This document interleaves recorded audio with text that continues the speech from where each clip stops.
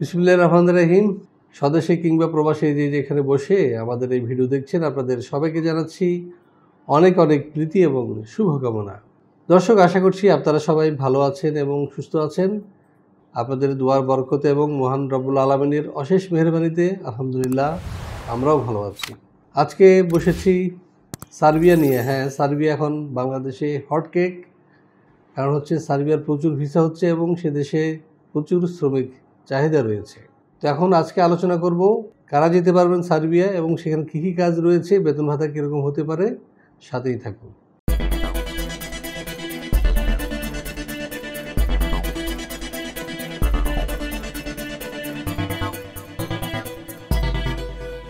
দর্শক, আপনারা নিশ্চয়ই জানেন যে সার্বিয়া একটি নন সেনজেন কান্ট্রি এবং এর চারপাশে কিন্তু বেশ কয়েকটি রয়েছে সেনজেন কান্ট্রি। তো অনেকে এই দেশটিকে অন্য সেনজেনভুক্ত দেশে ঢোকার একটা ট্রানজিট হিসাবে ব্যবহার করে আসছেন। তো আমরা আসলে এই গেমিং করার জন্য সার্বিয়াতে লোক পাঠাচ্ছি না। আমরা মূলত তাদের চাহিদা মোতাবেক বিভিন্ন সেক্টরে যে কাজ লোক দরকার সেসব লোকেরই তৈরি করে পাঠাচ্ছি।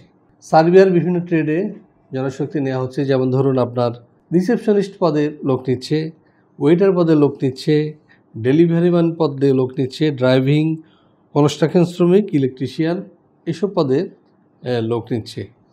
এবং আপনারা জেনে খুশি হবেন যে এখানে বেতন ভাতা খুবই ভালো। যেমন ধরুন, আপনার রিসেপশনিস্টে পাচ্ছে ৭৫,০০০ থেকে ৯০,০০০ টাকা, ওয়েটার পাচ্ছে ৮০,০০০ থেকে ১,০০,০০০ টাকা, একজন ডেলিভারি ম্যানের বেতন হচ্ছে ৮০,০০০ থেকে ১,২০,০০০, ড্রাইভার পাচ্ছে ৬৫,০০০ থেকে ৮০,০০০, কনস্ট্রাকশন শ্রমিক সে পাবে ৭০,০০০ থেকে ৯০,০০০, ইলেকট্রিশিয়ান পাবে ৬৫,০০০ থেকে ৯০,০০০ টাকা।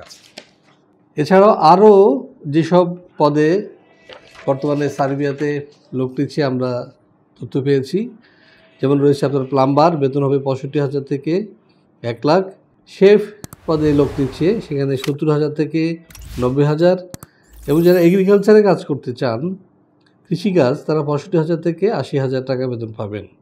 এছাড়াও জেনারেল ওয়ার্কার হিসাবে বিভিন্ন কারখানায় আপনারা কাজের সুযোগ পাবেন। যেমন সেখানে বেতন পাবেন ৭০ থেকে ৯০,০০০ টাকা। আর অটোমোবাইল সার্ভিসিং যদি আপনি করতে পারেন, যারা অটোমোবাইল সার্ভিস করেন বাংলাদেশে, তারা ৮০,০০০ থেকে ১,২০,০০০ টাকা বেতন পাবেন। তাহলে দেখতেই পাচ্ছেন যে বাংলাদেশের তুলনায় মোটামুটি ইউরোপের এই দেশটিতে এইসব কাজে ভালোই বেতন দিচ্ছে ওরা। সুতরাং আমরা এই সুযোগটি গ্রহণ করতেই পারি। কারণ আমাদের এখানে বাংলাদেশের যেটি হয় সেটা হচ্ছে শ্রমের মূল্য নাই, শ্রমের মূল্য খুবই কম, কিন্তু এরা মূল্যায়ন করছে।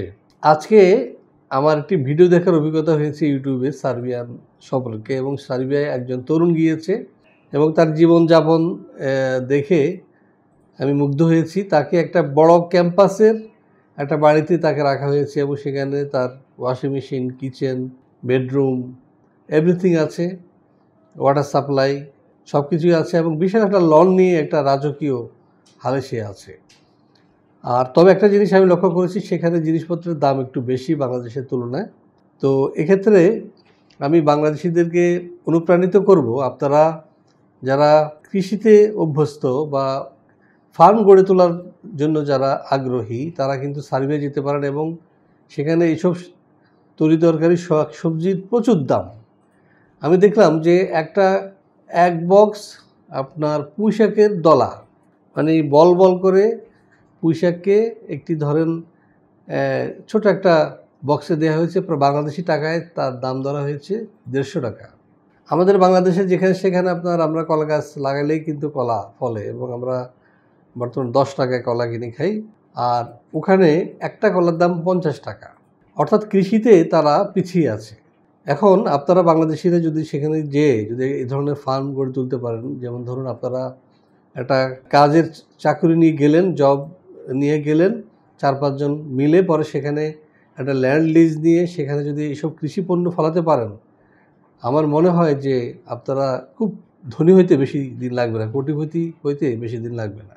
আর ইন্টারেস্টিং বিষয় হলো যে সার্বিয়ানরা বা সার্ব সরকার চাচ্ছে যে বিদেশ থেকে মানুষ আসুক এবং সেখানে বিয়ে করুক, এবং ২ জনের বেশি সন্তান যারা নেবে তাদেরকে ১২ লক্ষ ইউরো তাদেরকে বা সার্বিয়ান টাকা তাদেরকে দেয়া হচ্ছে।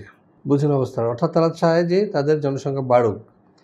কারণ হচ্ছে যে ইউরোপ জুড়েই এই সমস্যাটা তৈরি হয়েছে যে জনসংখ্যা বাড়ে না। সেখানে মানুষ বিয়ে শাদী কম করছে, জনসংখ্যা কমে যাচ্ছে এবং বৃদ্ধির হার বেশি, তরুণ সমাজ কম। এবং আরেকটা জিনিস হলো যে ওখানকার যারা ইয়াং রয়েছে তারা আবার সেনজেনভুক্ত দেশে গিয়ে কাজ করছে, সুতরাং সেখানে একটা বিশাল শূন্যতা বিরাজ করছে। তো এই শূন্যতা পূরণের জন্য আমরা তো আছি, মাশাআল্লাহ আমাদের 18 থেকে 20 কোটি এখন বাংলাদেশে আছে। এখান থেকে 2-4-5 লক্ষ যদি সার্বিয়া চলে যায়, খারাপ কি? এবং সার্বিয়াকে আবাদ করে একটা কৃষি সমৃদ্ধ দেশে কিন্তু তৈরি করা সম্ভব, এবং সেটা বাংলাদেশেরাই পারবে, কারণ বাংলাদেশের অনেক পরিশ্রমী, তারা জানে কীভাবে কাল্টিভেশন করতে হয়, ফল ফুল শাক সবজি, এবং এগুলো ফলিয়ে ভালো প্রফিটের একটা সুযোগ রয়েছে। বাঙালি হচ্ছে ইনোভেটিভ। আমি দেখেছি সৌদি আরবের, আমি আর একটি ভিডিও দেখেছি এবং সেখানে দেখেছি যে তিনি তার কার ওয়াশার হিসেবে তিনি একজন চাকরি নিয়ে গিয়েছেন। ওনার কাজ হচ্ছে যে গাড়িটা ধুয়ে দেয়, শুধু ড্রাইভার আছে কিন্তু গাড়ি ধোবে সে, এক মালিকের।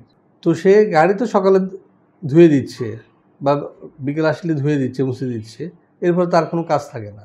তো সে কী করলো, সে পাশে অনেক পরিত্যক্ত জমি পড়ে আছে, সে সেখানে কী করলো, বাংলাদেশ থেকে সামহাউ তারা কিছু বীজ সংগ্রহ করে নিল, পুঁই শাক, কলা, তারপরে আম, কাঁঠাল, জামরুল, এটা সেটা বীজ সংগ্রহ করে সে লাগাতে শুরু করলো এবং 2-3 বছরে পুরা বাড়িটা সবুজ হয়ে গেল।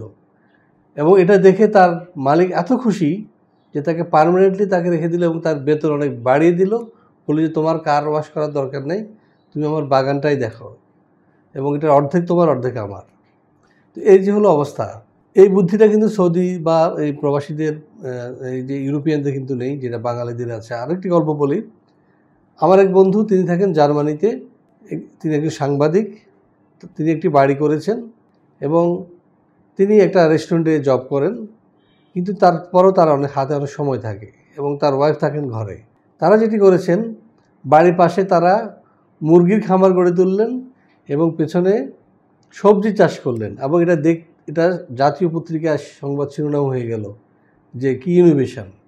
অথচ তারা চেন শপ থেকে প্রসেস করা সবজি খায়, প্রসেস করা মাংস খায়, কিন্তু এই যে জ্যান্ত মুরগি চাষ করা যায় ওই জার্মানির মতো দেশে, সেটা বাঙালিরা দেখিয়ে দিল। আরেকটি গল্প বলি। উগান্ডা গিয়েছে বাংলাদেশিরা। ওই দেশের মানুষ সবগুলো হলো অলস, এরা শুয়ে বসে খাইতে খুব পছন্দ করে। তো মাছ জিনিসটা যে কত দামি সেখানে, বাঙালি কী করলো, সেখানে একটা পুকুর মতো, একটা লেকের মতো লিজ দিল, বিশাল এক লেক লিজ দিল, এবং সেখানে তারা চাকরি করতে গেছিলো কিন্তু চাকরি হয় নাই। তারা কী করলো, কিছু টাকা দিয়ে ওখানে তেলাপিয়া মাছের পোনা ছেড়ে দিল, এবং এরপরে তার 3 মাসে পরই এটা অনেক বড় হয়ে গেল এবং বিক্রি করে তারা অনেক পয়সার মালিক হয়ে গেল, এবং তারা এবার ব্যবসা শুধু বাড়াতেই থাকলো। এবং এটা দেখে ওই দেশের সরকার অবাক, আর তাদের খামারে উগান্ডিয়ানরা লাইন ধরে মাছ কিনছে। এবং এটা নিয়ে শাইখ সিরাজ কিন্তু চ্যানেল আইতে একটি প্রতিবেদন প্রকাশ করেছেন।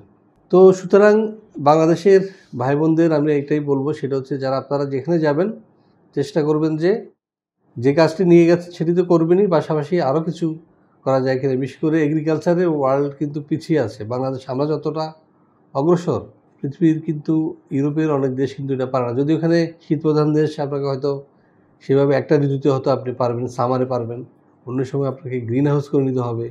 কানাডার মতো জায়গায় বাংলাদেশের আমার এক বন্ধু, তিনি বাড়ির পাশে কিন্তু গ্রিন হাউস বানিয়ে শীতকালেও তিনি সবজি ফলিয়েছেন। তো এখন বাড়ি গিয়ে চাষবাস করেন। এই জন্যই এই ভিডিও নয়, ভিডিও হচ্ছে যে সার্বিয়ায় কাজ নিয়ে যাওয়া, এবং এই বিষয়ে আমরা সহযোগিতা করছি মিস্টার প্রফেসর।